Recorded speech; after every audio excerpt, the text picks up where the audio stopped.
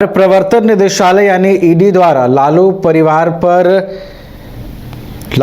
को लेकर कोर्ट में चार्जशीट दाखिल करने के मामले में सम्राट चौधरी ने कहा है कि लालू प्रसाद के लिए यह कोई बड़ी चिंता की बात नहीं है। 27 साल से लालू प्रसाद यादव का परिवार भ्रष्टाचार का प्रतीक है। भ्रष्टाचार के मामले में जदयू ने उन्हें जेल में पहुंचाया और कांग्रेस ने उनको समाप्त कर दिया। से जेल जाएंगे। लालू जी का परिवार भ्रष्टाचार के लिए जाना जाता है और आज नहीं, पिछले 27 साल से लालू जी सिर्फ भ्रष्टाचार के प्रतीक है और जनता दल यूनाइटेड ने तो उनको जेल में सड़वा ही दिया, कांग्रेस पार्टी ने समाप्त ही कर दिया। इसलिए कोई नई बात नहीं है। लालू जी सीबीआई से जेल गए, ईडी से जेल जाएंगे, ये परंपरा है उनके। और बिहार में मिडिल लॉ नौकरी पाओ के तहत सरकार ने जो पहल की है उसकी सराहना की गई है। कला संस्कृति मंत्री जितेंद्र राय ने आरजेडी प्रदेश कार्यालय में प्रेस कॉन्फ्रेंस कर मुख्यमंत्री नीतीश कुमार और उप मुख्यमंत्री तेजस्वी यादव की सराहना करते हुए कहा कि मिडिल लॉ नौकरी पाओ के तहत बिहार के कई जिले के युवाओं को नौकरियां मिल रही है। इसके साथ ही हमारी सरकार युवाओं के क्षेत्र में काफी महत्वपूर्ण काम कर रही है।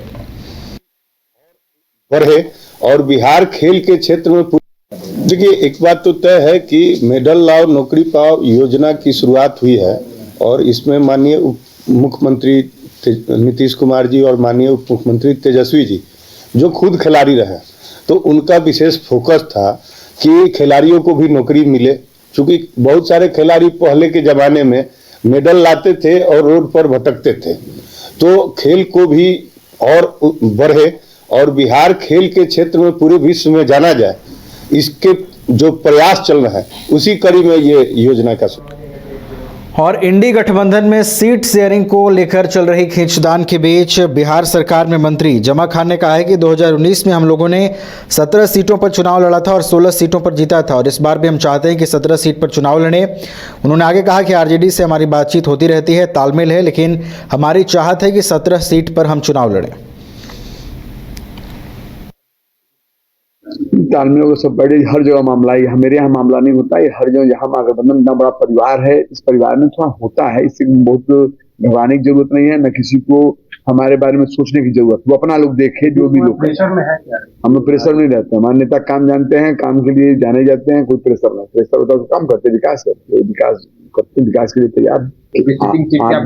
आप भी बात समझ रहे हैं कि जब हमारे कोई नेता है, नेता के रूप में हम काम करते हैं, जब नेता का जो फैसला होगा वो फैसला मेरा फैसला होगा। हमने बताया, जो अपने 16 सीट की बात की, मैंने रख दिया कि 16 सीट तो हमें चाहिए, 17 में मिलना चाहिए, ये हो गया। अब आगे कौन कहाँ लड़ेगा, ये नेता, ये अनुशासन का पार्टी है, अनुशासित में हम लोग रहते हैं। नेता जो निर्णय लेंगे उस निर्णय पर हम लोग चल जाएंगे। 16 से कम्प्रोमाइज नहीं करना। नहीं, 16 से कम्प्रोमाइज नहीं होना चाहिए, मेरा कमाल भाई। जो नेता कर देंगे उसमें तैयार। कांग्रेस भी 10 हमने अपनी बात कहा, कांग्रेस क्या करती है, क्या लोग निर्णय लेगा, वो भी आपके सामने आएगा, आपसे कुछ छिपेगा तो है नहीं। ये चीजें चूंकि जब तक क्लियर नहीं होगा, बहुत कुछ कोई मांग करेगा, कोई कुछ मांग करेगा, जब तक नेता सीनियर लीडर बैठकर निर्णय ले लेंगे तो सब तैयार हो जाएगा। नमस्कार, स्वागत है आपका न्यूज बाइस्कोप में। आपके साथ मैं हूं नवीन गुप्ता। सीट शेयरिंग को लेकर डी राजा ने अपना बयान जारी किया है। उन्होंने कहा कि हमारी प्राथमिकता देश को बचाना है, हम एकजुट होकर लड़ेंगे और बीजेपी को हराएंगे। आगे उन्होंने कहा कि हमने सीट बंटवारे के फॉर्मूले पर अलग तरीके से चर्चा नहीं की, लेकिन हम जल्द ही चर्चा करेंगे। Mr. Tejasvi also came there. We talked to each other. We said in Bihar we all should work together, fight together in the elections in order to defeat BJP. And our primary objective, primary concern is to save the country and its future.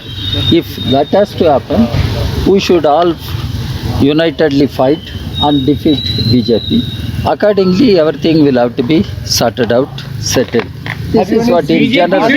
No, seat sharing we did not discuss in concrete manner.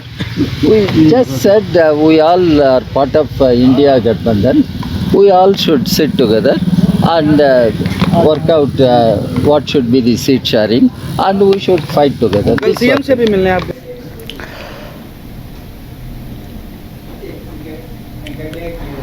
Bihar सरकार पर विजय सिन्हा ने तंज कसा है। विजय सिन्हा ने कहा है कि राजद के नेताओं की मानसिक स्थिति ठीक नहीं है, क्योंकि इनकी जात की राजनीति की दुकान बंद होने वाली है। बिहार की जनता अब समझ चुकी है कि राजद वाले जात की राजनीति कर हमारे सनातन धर्म को कमजोर करना चाहते हैं। राजद का मानसिक संतुलन बिगड़ चुका है और राजद के लोग घबरा गए हैं, क्योंकि जातीय नरसंहार से सत्ता प्राप्ति करने वाले लोग को अब नजर आ रहा है कि लोग अब जात का नाम नहीं ले रहा है, लोग अब राम का नाम ले रहा है। और मर्यादा पुरुषोत्तम राम अगर जो अयोध्या में जन्म लिए हैं तो आप ही के बगल में माँ जानकी सीतामढ़ी में जन्म ली है। और अयोध्या से जो रथ चलेगा, राम राज्य की जो हवा चलेगी, वो बिहार में हमारे सीतामढ़ी की धरती माँ जानकी के धरती तक आएगा। बिहार मुक्त होगा इस राजद के मानसिकता से। राजद अब विपक्ष के नेता बनने लायक भी